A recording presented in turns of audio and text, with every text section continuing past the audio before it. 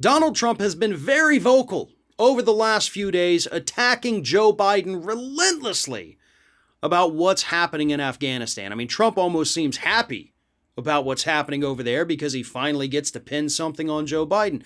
But during a couple of his little rants that he's issuing via his statements that his people have to then try to push out on social media, he's also attacked Biden over COVID. Here's one of them, and I'm only going to read this one. First, Joe Biden surrendered to COVID, and it has come roaring back. Then he surrendered to the Taliban, who has quickly overtaken Afghanistan, destroyed confidence in American power and influence. Surrendered to COVID. Did I miss this? Did Joe Biden go out and issue a ban on mask mandates across the country? Did he go out and tell people that the vaccine is questionable and maybe you shouldn't take it? Or is it Republicans who are doing this? So either Donald Trump has become a master gaslighter here, or he's sucked into his own delusions. And honestly, I don't know which is which. I believe it's a combination of both at this point. Joe Biden has done plenty of things that are worthy of criticism in his short time in office. But his handling of the pandemic, for the most part, is not one of them. Not at all. Joe Biden has been pushing masks. Joe Biden has been pushing vaccines. And every time he does, who attacks him on it?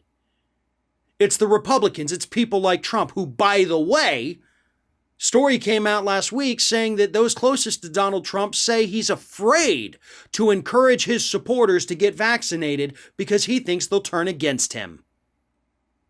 Donald Trump is the one living in fear, not Joe Biden. Donald Trump is the one who surrendered the country to COVID last year, not Joe Biden. And in fact, it was Donald Trump's handling of the pandemic that likely cost him a great deal in the 2020 election.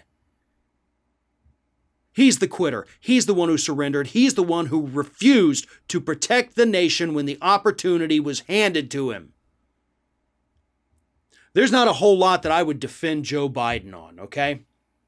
I do like what he's done with some environmental issues, and I like what he's done with COVID. And I will defend him on those issues because he is doing the right thing. Has it always been as much as I would like it to be? Nope. Definitely not in either case, actually. But it's still a hell of a lot better than what we had. And for a time, it did make the country better. But we had all of these Republicans who suddenly decided that, oh no, even though the vaccines were developed under Trump, we don't want to get the vaccine because we don't trust it now. We don't trust the government. We don't know what's in it. It might magnetize me. One American News actually ran a segment the other day with a woman who claimed to have been magnetized and couldn't get a metal thing to stick to her. But she did when she held her arm out straight, like, oh, look, it's sticking to me. These people are nuts. And at the end of the day, these are the people who are surrendering to COVID. Ron DeSantis, Greg Abbott, Tate Reeves, Asa Hutchinson, Kristi Noem. Those people are surrendering to COVID by pandering to the dumbest people in their respective states. Joe Biden has not surrendered to COVID. And it's utterly insane for anyone to suggest otherwise.